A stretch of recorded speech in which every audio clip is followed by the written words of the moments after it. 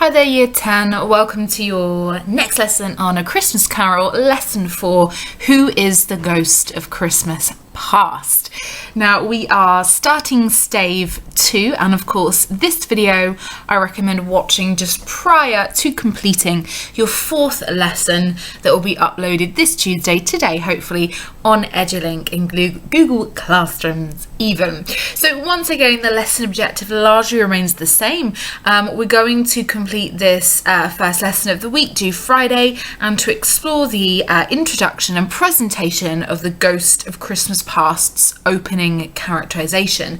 But as with anything, we're always pulling it back to what is Dickens' intentions through that character. Okay, understanding that they are indeed a character, a construction, an embodiment of ideas. So before we do that, I did mention this in one of my last videos. I said that I would eventually get round just to talking to you briefly about why the chapters are called staves, because you would not have come across this ever before and probably never will again. So Dickens chooses to title each of the 5 sections as his staves. Now, if you are at all musically inclined, you might well have already known that a stave is a set of 5 parallel lines, you can see them on the right hand side there, within which or upon music is written, okay, musical notes. Obviously, the lines themselves indicate the pitch, so if you place them up higher, a higher pitch, lower, a lower pitch. I am no expert, but I can understand that much. So that's the first dictionary denotation of what a stave is. But if you also were to look up stave in the dictionary, you would also find that stave can also be a verb as well as a noun. And when stave is a verb, it means to break something, okay, by forcing it inwards or piercing it through, quite roughly. Now, I think Dickens has named his chapters staves for a very interesting reason, or reasons. I think it might be twofold. The first, let's go with the obvious, the idea of a stave meaning to pierce through something sharply or roughly, to pierce inwards, right, to get to the heart of. We know that Scrooge has been compared to an oyster with that tough exterior that when prized open, or to stave it, you would find potentially within it treasure, okay, or goodness within it, the heart of. So I think potentially the idea of stave as a verb for the chapter titles is to foreshadow the sort of working inwards, okay, the staving away at Scrooge's tough outer exterior to find the good therein. Okay, so I think that's maybe the first reading.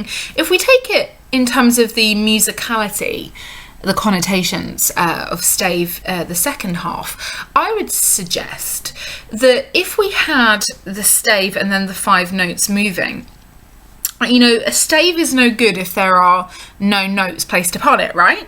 Okay, it's just an empty scale. So each chapter, each stave, you could suggest, is a part of this sort of musical composition to Scrooge's life. So you could see it as a metaphor for the different notes, the different key moments in his transformation.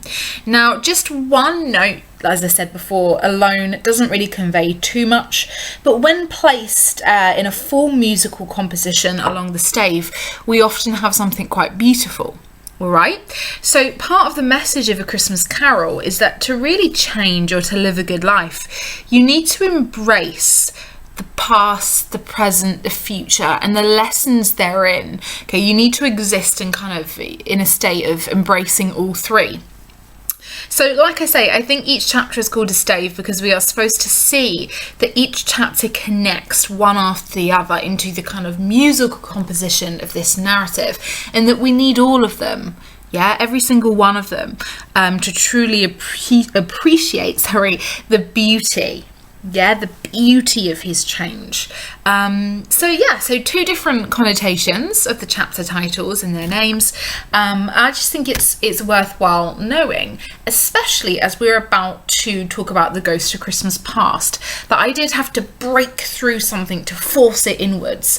I think part of that is breaking into Scrooge's past and understanding as readers where the trauma comes from.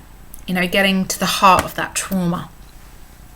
So I want to pose you this question actually before we get started, and it's totally up to you if you want to pause the video here just to have a quick think and jot down a note.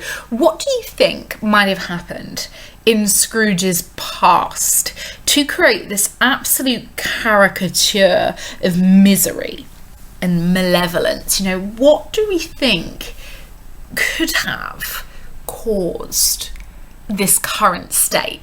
What might have happened? So have a little think, pause the video if you like, and then my thoughts would be something along these lines. Okay, quite often we are the sum of all of our parts is a kind of an idiom that comes to mind here. We are made up of our experiences, right?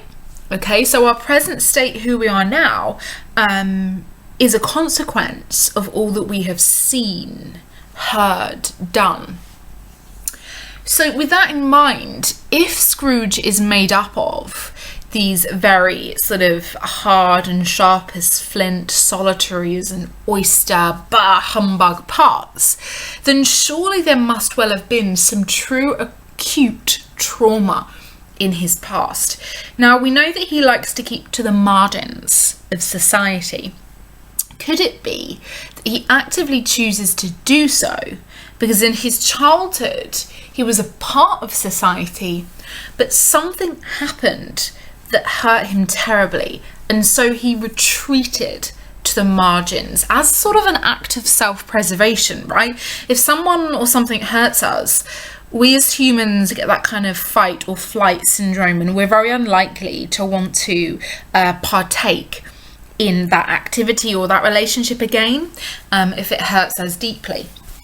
So, my suggestions would be, I know I've read this novella many times before, but if I was taking kind of like a psychological, psychoanalytical reading, kind of a Freudian sort of reading of the text, what trauma lies beneath, what's not said, then I think what's not said at the start of the novella, what we don't understand and what we don't yet have sympathy for, is that he is the sum of his parts. He has experienced trauma. He has lost something.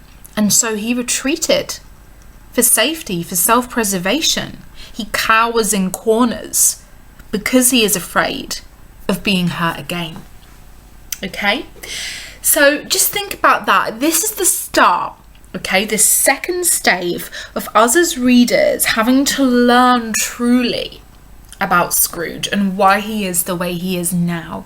We have to now, from this point, not see him as a caricature, but see him as someone that is humanized. Okay, someone that we start to see as an individual that has, a life and had a life. Okay, a lot here. Sorry, I didn't put any transitions on my slide. I've just realised you're just being assaulted by way too much information, so let's break it down. Okay, a little subtitling. I can't talk. I'm filming this on Monday. You know what I'm like. It's always my excuse. It's Monday. I can't talk. Let me try that again. The Ghost of Christmas Past. Hopefully you have read through the extract that has been attached to Edgelink for this lesson. If you haven't, I suggest that you maybe do so now. Okay, maybe pause the video and you read it through now. The PDF will have the section, the key passage that we need for this lesson, because once you've read it, you'll understand what I'm referring to. Okay, so pause it now if you haven't. Here we go. Okay, welcome back. Hopefully you gave that a read or a reread and you're here with me, ready to make some notes, a little mind map on this character. Okay, so the first thing is, and I've got the image here off of the movie version. that I think is quite good in terms of it's quite accurate to what takes place in the actual novella. So there we go. And you can see the visual of the first ghost. He is probably the strangest visibly of all of the ghosts. And when people read the extract for the first time, they're quite befuddled in terms of what to make of what this ghost is. But let's be honest, this ghost is hugely symbolic. Yeah, every part of the ghost, and we'll talk about it in a second, symbolize something. Okay, so this ghost is like a huge metaphor, a huge kind of extended metaphor for many things. So I've said here at the top, number 1, the appearance of the first of the 3 collective spirits. Now remember, there are 4 spirits in total, but the ghost of Christmas past, present and future, they are kind of a trilogy, the collective spirits. So this is the first of those collective spirits. Now I think this marks the beginning of the epiphanies that Scrooge must embrace and integrate. Now an epiphany, is like a sudden realization, like a sudden gathering of knowledge. It's that kind of like eureka moment, like I figured it out, I've got it. Okay, so this stave is going to mark the first or the beginning of his epiphanies, and he needs a few of them, right? He needs at least the 3 different epiphanies to truly embrace and integrate the past, the present and future, and to become this new man. So I thought about it. I said, okay, he's the first, okay, and there are 3 of them. 3 is a magic number, okay. The witches in Macbeth appear as a threesome, okay, thrice, 3, okay. It's quite a magical number, actually.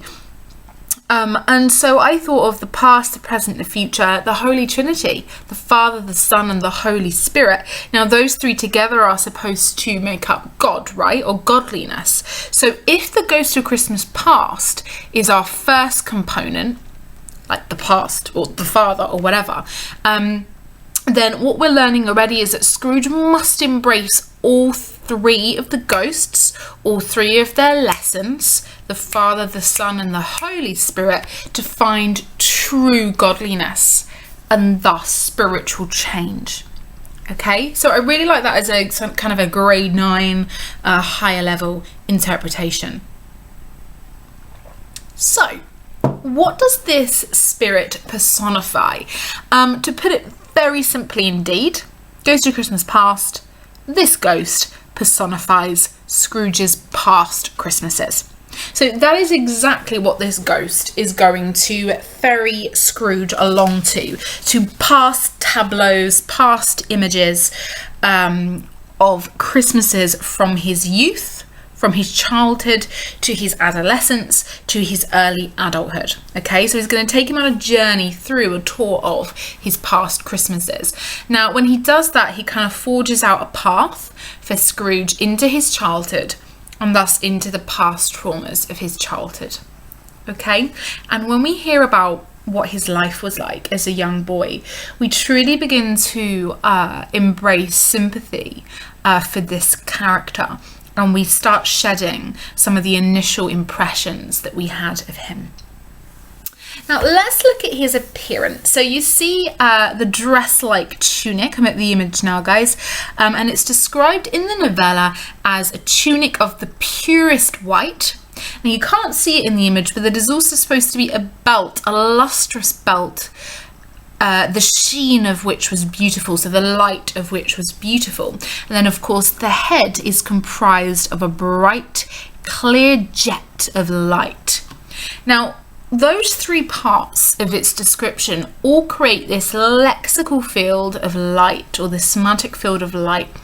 The ghost gives out light, okay, and this I feel also gives out insight, knowledge. I've used here in brackets, it shines a light into the dark recesses of memory and the past to spotlight the roots, of Scrooge's trauma, of his marginalisation, of where he is now.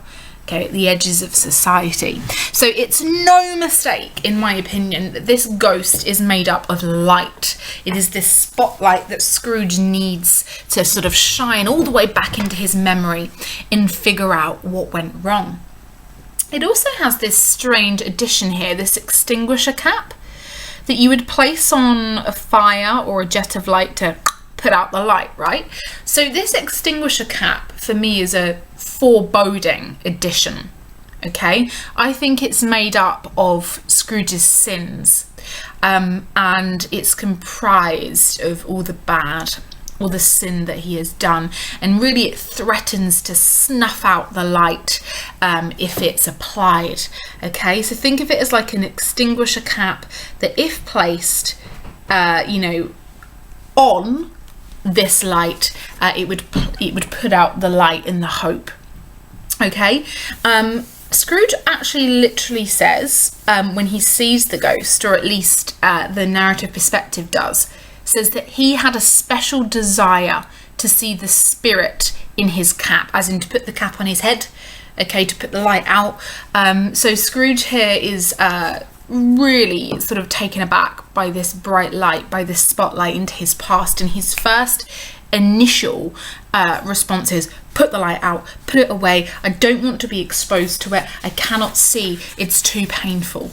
Okay, so it's really humanizing him here. We can infer there's some deep pain associated with the past. Okay, the last thing, it looks to me like a candle, doesn't it, like the flame of a candle, its head. And I think it's really interesting that it says that the figure fluctuated in its distinctness. So think of like the flame of a candle kind of moving back and forth, kind of jolting as it does. It's never completely still. And I think that's because it's distinct, then it loses its distinctness and it goes back and forth. Because at the moment, Scrooge's past is quite distant to him. Okay, so it loses its distinctivity, it goes, and it's something that's hard to reach. And not quite clear to him yet. Okay, I've just put down here, we've already had Marley's ghost. How does this ghost differ? Well, for me, Marley's ghost is this bleak warning, of what's to come. It's a very unforgiving sort of message that sort of awakens him out of his stupor. And then this first ghost is this kind of gentle, more gentle sort of invitation into the epiphany.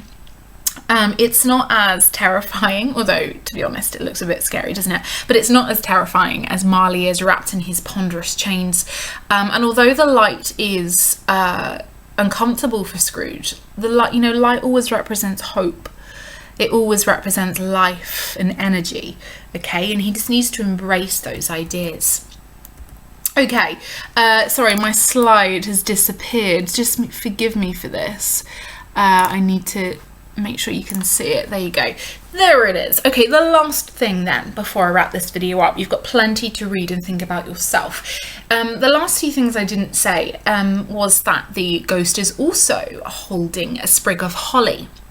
Now, during the Victorian era, which is of course when the narrative was penned, the sprig of holly for the Victorians is a symbol, or was a symbol, for forgetting the past.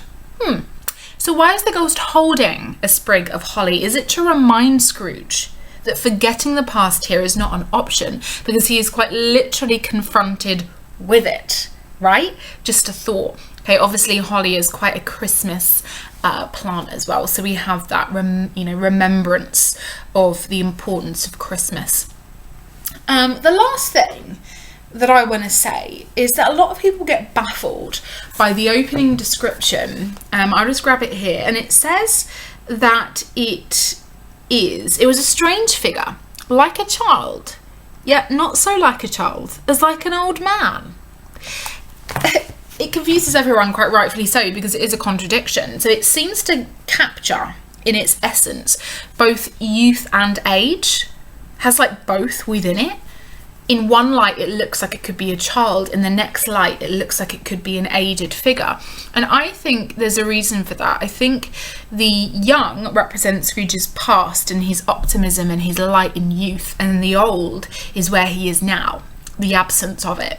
And I think it's about bringing those together. Scrooge needs to embrace that youth and all of its energy into his old age, and that's going to foreshadow the change at the end.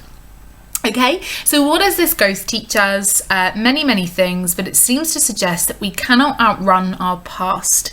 We must find peace from it with it. We must learn from it, and we must embrace its lessons. Okay, there's so much more I could say, and obviously this stage takes us to many places, but it's quite clear for the end of my video here that what I'm suggesting is that it would have been vain for Scrooge to plead that he, to not go along with this ghost. He cannot avoid what he must see, this, epiphany that he must have. And so the first thing that he visits is him as a boy, okay, and where he was at school. Okay, and we'll talk more about that next time, but for now, the ghost of Christmas past, okay, really important personification of so many ideas, but that number 3 is the biggest message of all. We cannot outrun our past. We must find peace from it, with it, learn from it, and embrace its lessons. Okay, thank you so much, Year 10. I hope you're all well. Any questions, always pop